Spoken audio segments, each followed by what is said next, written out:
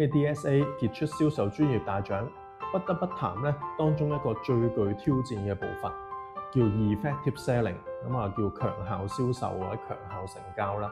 effective selling 咧需要隨機抽出一個產品，譬如話係一個梳啦，咁啊抽出一個隨機嘅職業，譬如叫和尚。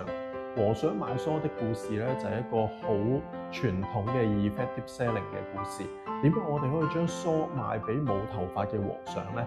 到最尾，梳咧唔係賣俾你嘅和尚，佢係為咗咧宣揚你嘅佛法。我哋所以咧要大量買1000把、1萬把咧，去到傳授俾你嘅信眾。不但咧可以宣揚佛法，繼而咧可以宣揚埋你嘅書法添。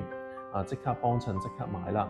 呢一種 effective selling 嘅技巧咧，看似係一個比賽嘅一個小嘅環節，但係咧當我哋apply喺日常銷售工作上邊咧，係非常之有用。咁包括3點咧，係好值得咧持續去到培訓。第一咧就係銷售員嘅觸覺。我哋咧每一次去到接觸目標客群嘅時候咧，都想有一個成交嘅意欲。第二，唔同嘅行業咧都有佢哋嘅痛點，而我哋嘗試咧將呢個產品咧去到解決佢嘅痛點，而達至成交。咁第三咧就係保持一個靈活性同埋有效性，點樣可以有效時間裏邊咧都可以咧成交到呢個客戶。咁所以我哋對於語言嘅有效性咧都係非常之重要。